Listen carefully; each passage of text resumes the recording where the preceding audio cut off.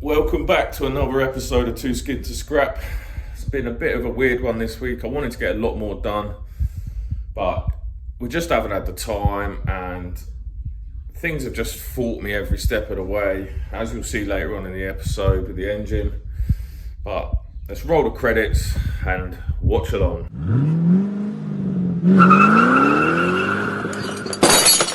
So we're at it again.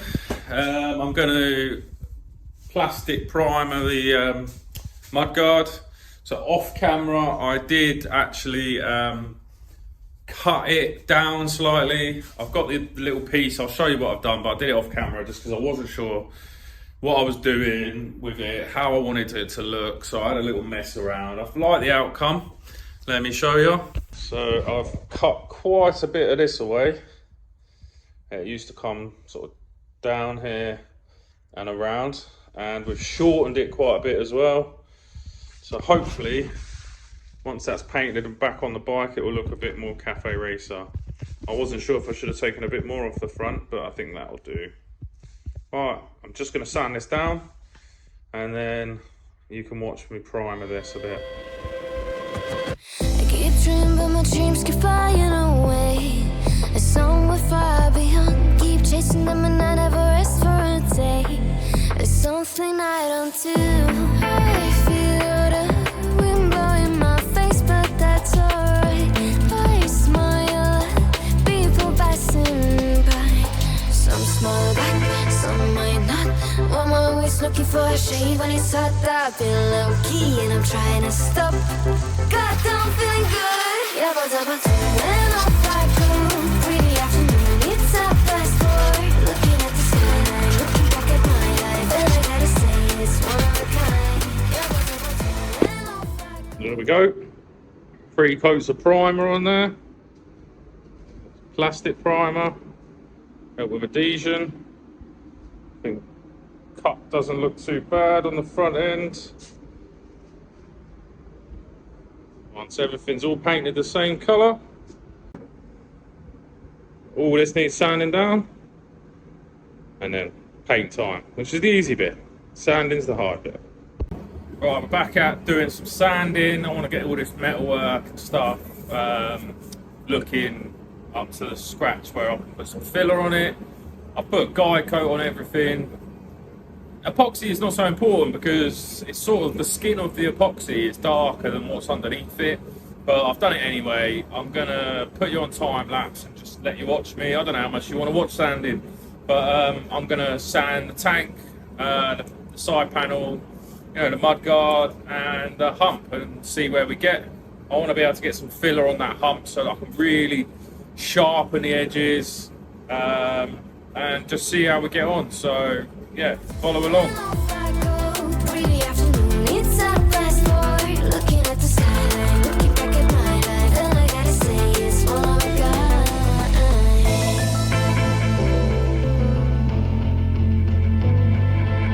It's been a while since I ran into you on the street. I wonder if you moved. Hope everything is going amazing for you.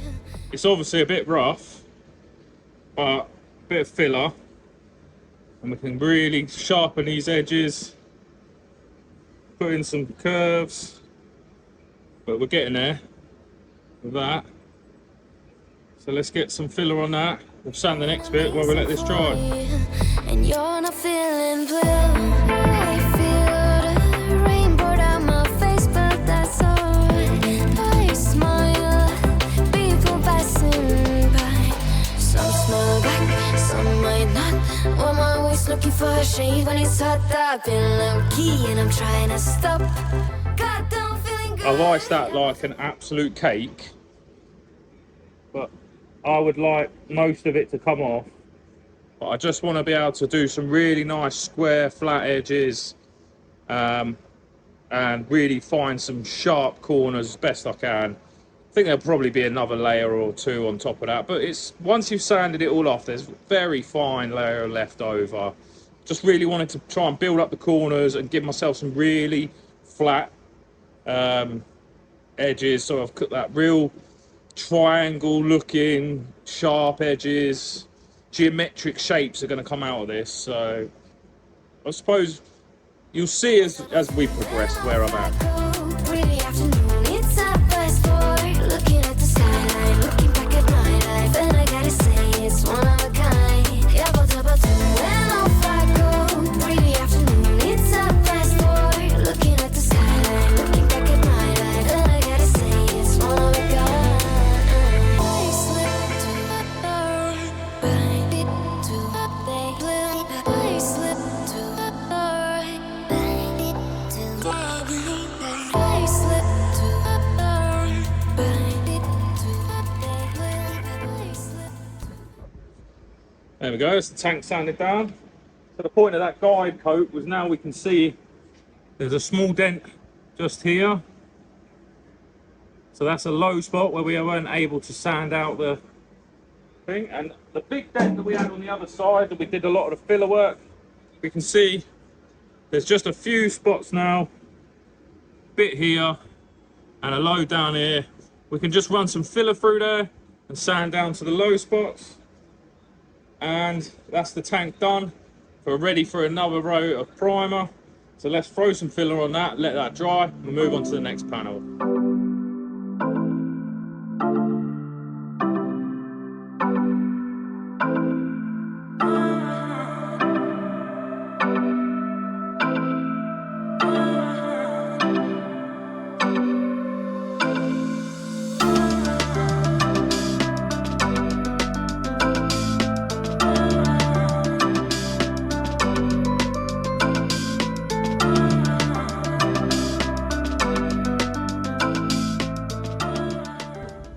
This one just needs a light skim over the end.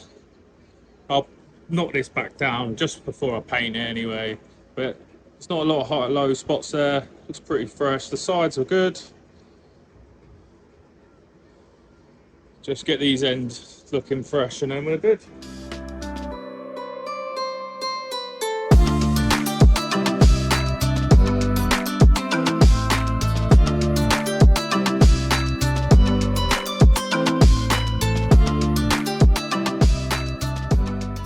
Front mud guards pretty sound, there's nothing really on it. I've managed to sand out the scratch that was across here, and there was a scratch across here that I managed to sand out as well.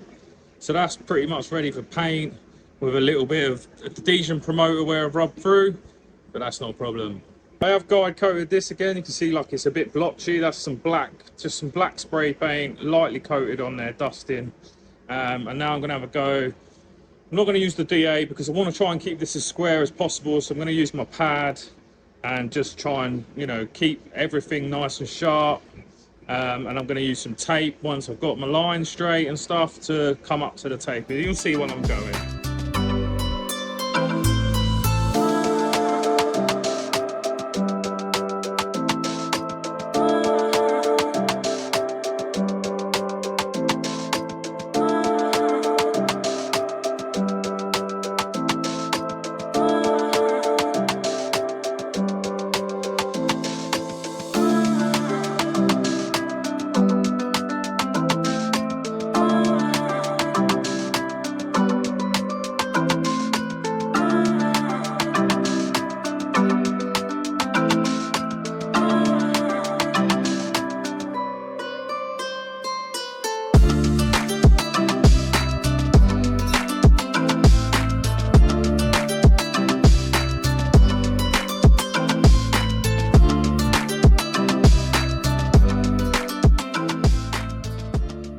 So I've had trying to have a go at doing this digital clocks to go on my bike.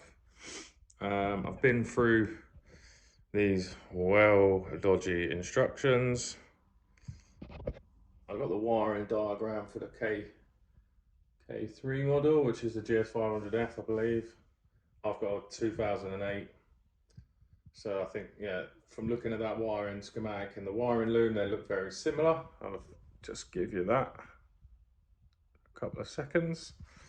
But then I've done most of the hard work here and I've written it up. So this row is the clocks and this row is what's on the bike loom. The Ignition Plus, it's brown coming off the ignition barrel,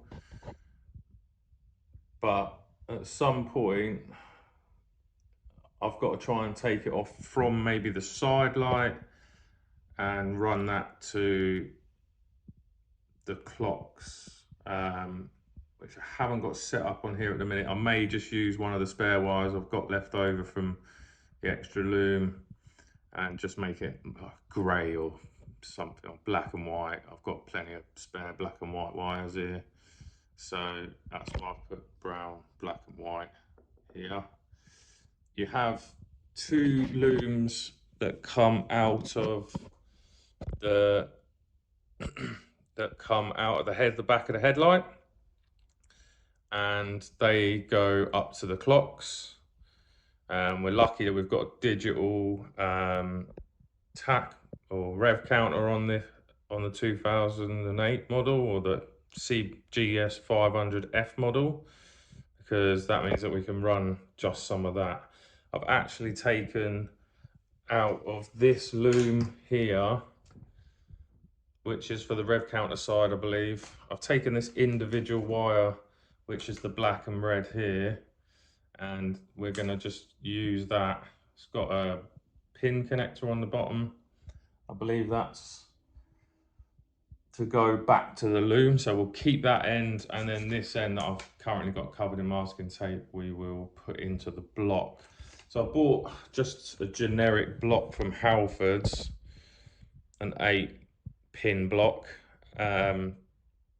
We don't have gear select, we don't have a fuel gauge on this bike, so it was originally a 9 block, but without the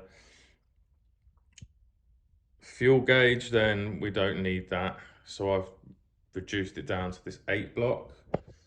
We'll reduce a lot of this wiring loom down as well, so I'm gonna stick it on time lapse, wire up this block and work out what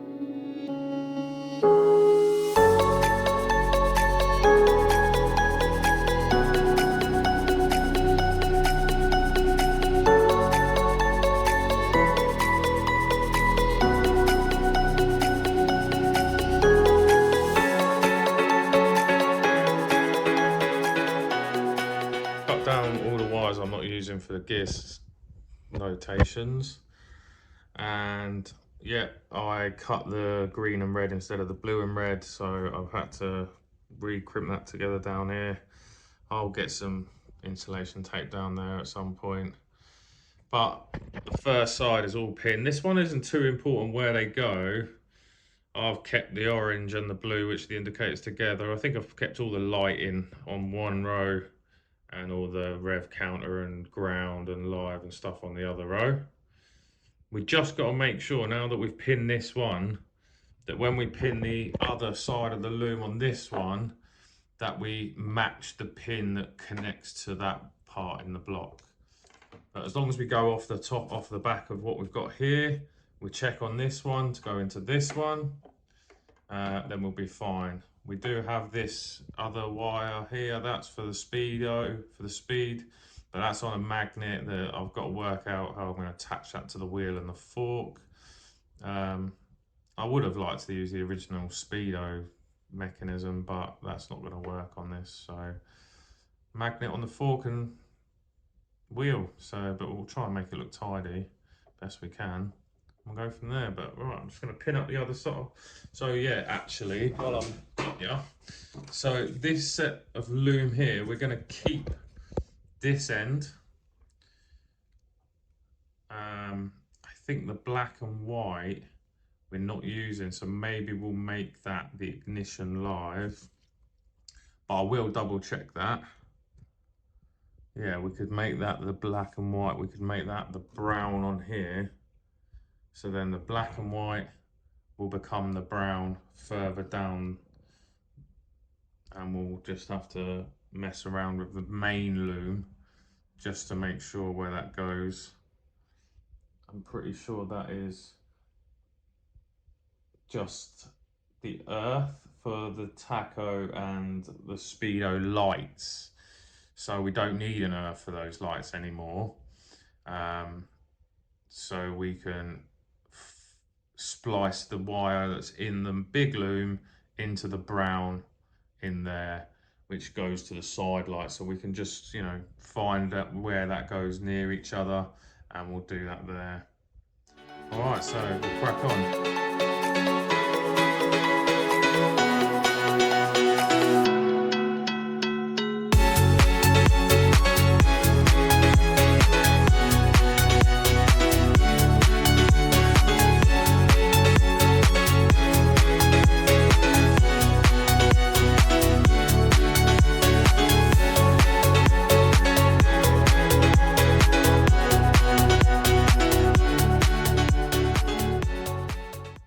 Right, I've pinned this part of the loom now.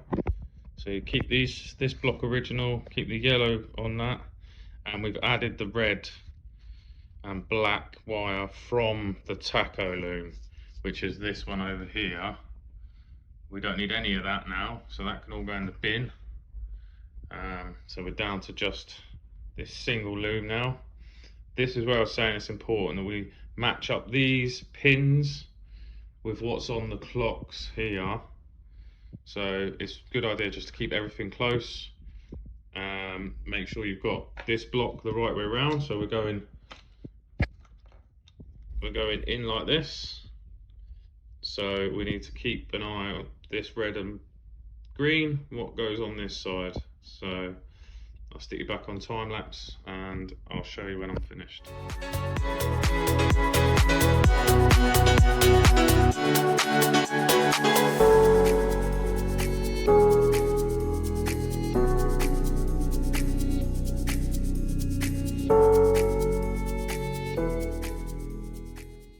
Alright guys, the clock's loom pinned and wired to a genuine GS500 wiring loom.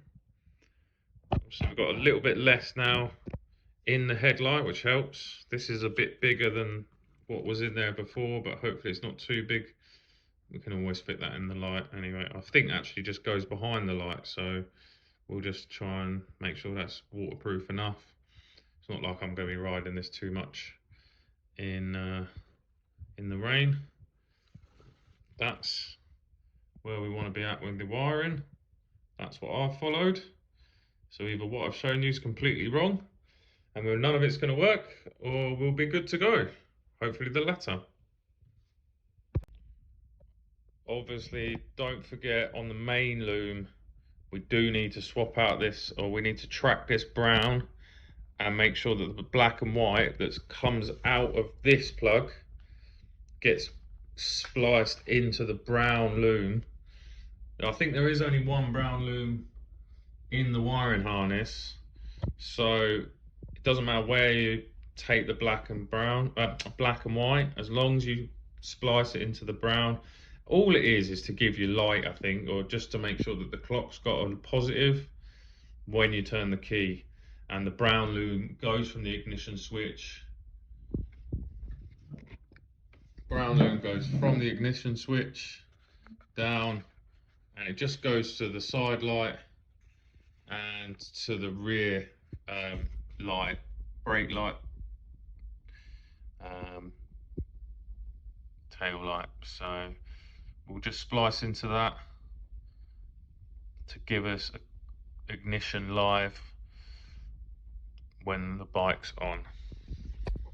Video has been a bit of a weird one today, or this week, because I've not really had a lot of time outside of everything else I'm doing to get a lot done on the bike. Obviously, I brought the seat episode out as a special a week early, and that's just given me a week left to do stuff.